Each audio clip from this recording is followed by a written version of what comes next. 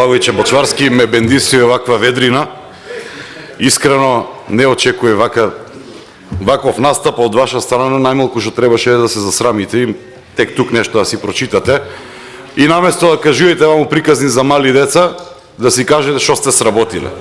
Прво, оноа што го спомнавте со хибриден режим, нели ви е срам бе?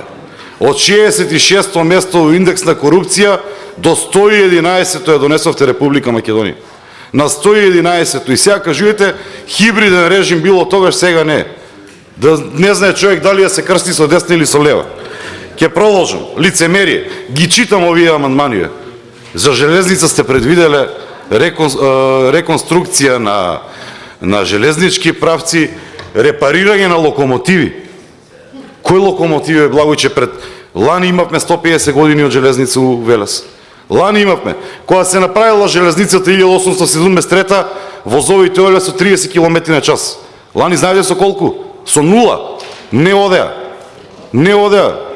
Попара направивте. Нереализација на проекти имате и поради тоа имаме 27 милиони евра кои што ни ги зеле за нереализирани проекти. Имаме нереализација на сите полија, не само кај вас, и во земјоделие, и во сите останати. 27% имавте лани у првите 2 квартали реализација. И кажувате капитални инвестиции. Какви капитални инвестиции? Ако исплата на плати и исплата на тендери кон Марковски е капитална инвестиција, тогаш навистина не знам. Имавте некакви таму реинвестиции кои што ги пресметавте за ваши. Дефицитот, за дефицит зборувате. Абе, каков дефицит 4,9 лани да е?